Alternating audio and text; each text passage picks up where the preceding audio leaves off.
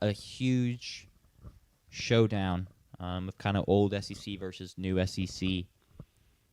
And Texas is looking for revenge for their couple losses last year to Georgia, but they have to go down to Athens to do so for a night game where Georgia's a 6.5-point favorite. I'm going to go ahead and roll through some of my notes to kick this off. Yeah, go ahead. Just really interesting stuff. I was on Discord with some friends a couple nights ago, and it got started because I was looking at Marcel Reed's ADOT from the Missouri game, which, first off, is an aside, but take a guess at what his ADOT was for the Missouri game, or average depth of target. 4 yards. 2.6 Okay. was his ADOT, which is ridiculously low. Yes. Like, that is insane. Tells you how conservative we played it. And then one of my friends asked me who had the highest ADOT in some game this year, so I was scrolling back. Arch Manning had a whopping 20.6 ADOT against Florida, the game they lost in the Swamp. However, since then, it's dialed way back. Yeah. His ADOT is 6.5, very reasonable since then. And he's thrown the 5th most screens since that game in that time frame. So kind of spamming screens has been the offense, letting guys make plays after the catch, which they have done. Ryan Wingo, for example, has caught 11 screens for 7 missed tackles and has 21 yards per reception on screens. Interestingly enough, though, in that same time frame, Gunnar Stockton has thrown the 3rd most screens. Mm-hmm. And this season, Zachariah Branch has caught 31 passes behind the line of scrimmage, forced 12 missed tackles, and has about 8 yards per reception on screens. So since the Florida game, I think Texas had a bit of a come-to-Jesus moment about what they were doing. Hey, how can we look to fix this? And they have become a screen-heavy offense, a short pass-heavy offense. Not at all a bad thing. You have the weapons to do so. You have the guys to make people miss. We saw it when they came to Starkville. We saw it a ton in the Vandy game, especially early on. And he's still taking deep shots, too. There's just maybe a little less intermediate stuff. It's a lot of screens and deep shots. Yeah. It's working very well. Kind of what Georgia has done this season, too. So it kind of feels like two battles of similar offenses. And therefore, it comes to my biggest question, which is which defense is going to stay fundamentally sound, is going to not miss tackles on the edge, and keep these screens from going, hey, 3 yards. Oops, he slips a tackle. Now it's 50 yards. Which defense is going to show up and not let that happen? Yeah, you would think on paper that would be Texas at this point in the season. They, of course, show that on paper for the most part. I'm really excited for this game because this has quickly turned into another version of, or a different version, I should say, of what Georgia-Alabama was, where it is a rivalry where one team owns the other and the other team loses in fashions that you wouldn't think are possible. Yeah. I go back to Georgia-Alabama. Of course, you have Tua in the national championship game, replacing Jalen Hurts in the second half and then throws the game-winning touchdown in overtime. The following year, Georgia loses in an identical fashion to the same team in the same building with the quarterbacks flipped. Tua gets hurt.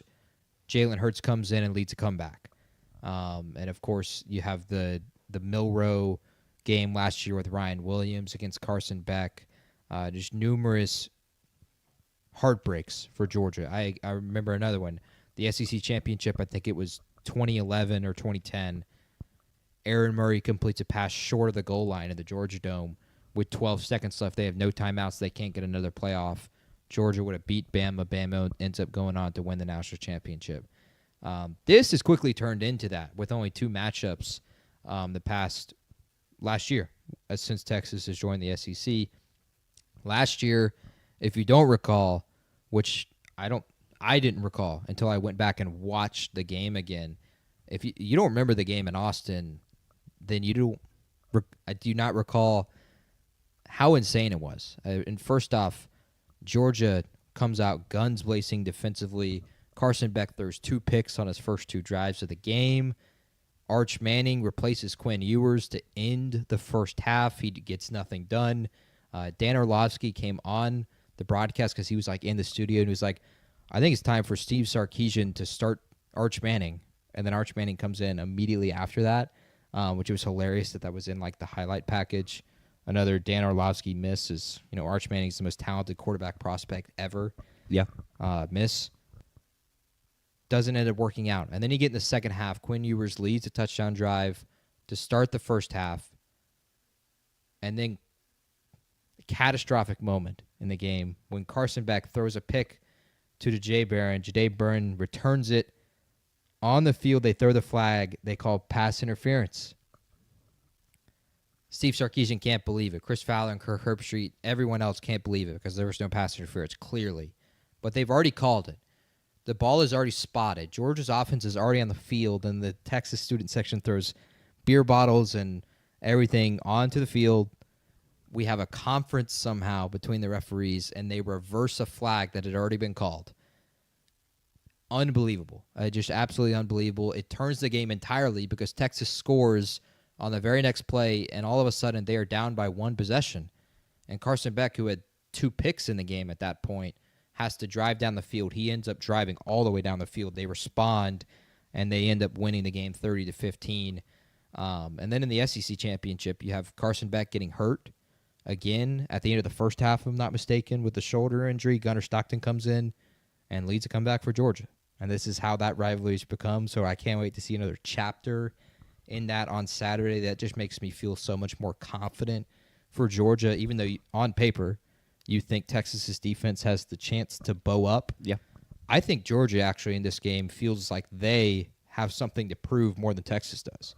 Sure. This feels way much more like a Georgia revenge game, even though they won both matchups last year, than it does a Texas one, because they did not play well offensively at all in either game against Texas last year. And with the way their offense has been humming this year, I think they're going to go out there going to try to put up a ton of points. Yeah. And I think they'll find some success to do that. Gunnar Stockton, I saw him last week in person when he was here in Starkville. The dude can make some big-time throws. He's really turning into a great field general, as all great Georgia quarterbacks do. They're just field generals. They haven't had the big talented guy. Arch Manning, they've made a big story about that all week, is Arch Manning and how close he was to committing to Georgia. I guess I don't remember it that much. Me either. I don't think I really care either, because he would just be what Gunnar Stockton is right now.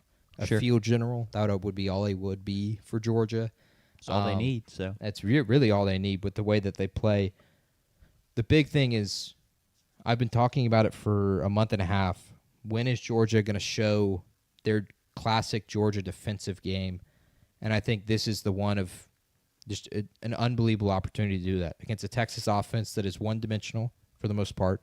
They can't run the ball, but they can get a screen to their receivers in space and use that to cook. I think they're going to bow up on that. I think we're going to have a jump ball pick 6 in this game on a screen pass. Sure. I really think that's a potential for it. I think Kirby Smart's going to diagnose those things. They're not going to fall, I would hope at least, for the same play to start the game. I hope Texas tries it. That Texas ran against State to Ryan Wingo that went all the way down. And then Vanderbilt, they ran it against Vanderbilt, went all the way down for a touchdown. I hope they try it, because I think Georgia will just pop them immediately, and they'll be ready for that. I think we'll know if that does. We'll know the outcome of the game if that happens. Because if they throw that and the Georgia guy pops him, and he comes up like a man possessed, screaming and pounding on his chest, and it's like, okay, well, you can tell Kirby got the boys ready to play. He convinced them in the locker room that nobody believes in them, that, we've been talked down on all year. To their defense, it's a little more true than it has been in years past. There's been a lot of, this isn't the old Georgia. This is not the same dominant Georgia. They're still really good, but they have cracks. And so I'm sure he's in that locker room, practice all week and team meetings all week. He'll be there pregame going, they don't think we can get stops and get after the passer like we used to. They don't think we're to be feared like we used to be. And I think they'll come out motivated and try and prove that. Whether they do or not, time will tell. I think this for Arch. I talked a little about their recent success and how that's come. He 100% has gotten better. It's not just been a full offensive reset and completely take it out of his hands. He 100% has improved. He's making more throws. I think he's seeing things better. Most importantly, though, he's playing more confident, and that's huge for a quarterback. But this game is kind of a how much better have you really got? Because I don't expect Ryan Wingo to have 21 yards per screen in this game, and them to run well in this game. He's going to actually have to make some big-time throws and big-time reads he's been better, but like how much better is he gotten good enough to go into Georgia and do that? I don't know. Anything else? We ready to pick this game? Yeah, I really want to. It's to think that Texas even has this opportunity. Yeah. With the way the season has gone is insane. And they honestly there's a route where they lose this game and then beat an undefeated A&M and still have a chance to make the playoff. They're the most likely 9-3 team. Yes, absolutely, I agree. But I wonder how much Sark relishes in that opportunity and how much that team feeds off of that, and it goes out there and takes it at Georgia, because like we have said, Georgia is a potentially vulnerable team. They've been in a lot of one-possession games this year. They've already lost at Sanford Stadium to Alabama. Now, Alabama had to play essentially a perfect half and then survive the second half. Yeah. Texas is going to, I think, have to put together a perfect offensive half, at least one in this game, if not 1.5, 2. Sure. Because I think Georgia will still find a way to score some points here, and as long as they protect the football against this Texas defense, that's where I'm concerned. Is can Texas's offense outscore Georgia's? And the biggest thing I think you have to wonder is, if you throw everything away on paper and you just think about the coaches and the brands, who do you trust more in this moment? Right now, you trust Georgia 1,000 times more than you trust that Longhorn and Texas, and of course Steve Sarkisian. They have not been great in these games. Sark is 2-6 against top 8 opponents at Texas. Yeah, 2-6. That's not good enough for that Texas brand. That Texas is not back necessarily, like Sam Ehlinger is saying or said, I guess pre-COVID, long time ago. The last time Texas beat Georgia.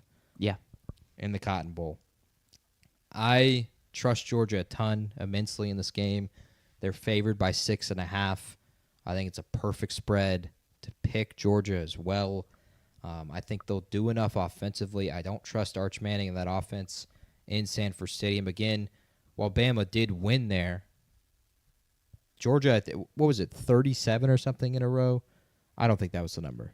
It was a large number. High 20s, I think. Yeah, that they had won at home in a row. That doesn't mean they're going to just lose 2, I think, all of a sudden. And it's been proven for Georgia, like for Kirby Smart's Georgia, Bama's the outlier. Like Bama can do to them what no one else can do. So just because Bama went and did it, I'm not looking at that and being like, oh, because Bama did it, now we can go do it. Like, that's not how that's worked. I'm going to take Georgia. I think they're going to be highly motivated with how the performances went last year.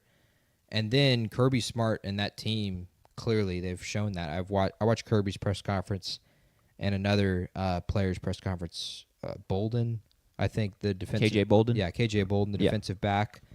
They talked about that game last year, and they both agreed, and we're on the same page of, we didn't beat that team, or we haven't beaten Texas. This team hasn't beaten Texas. Yeah, Kirby Smart's such a sicko, man. Absolutely. I don't know how he does it. So I'm going to take Georgia to win and cover in Sanford Stadium. I'm going to take Georgia as well. I'm a little worried that which it does matter, don't get me wrong, but I saw the performance they put on against the Bulldogs, and am choosing to believe they're going to build on that with, we ran the ball really well.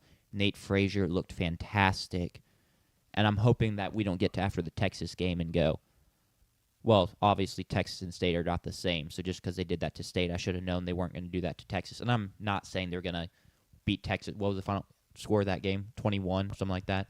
How much did State lose by last week? 41-21, I think. Yeah, 20 points. Like, I'm not saying Texas is going to lose by 3 scores. But I did really like what I saw from Georgia last week at the same time, and just confident, playing so fast, more physical, more aggressive, and I think they can roll that into this game and do the same thing here. So I'll take Georgia to cover. It is a perfect spread, though. Yeah, 6.5. Lots of 6.5s up there right now. All 3 games we've picked so far, actually.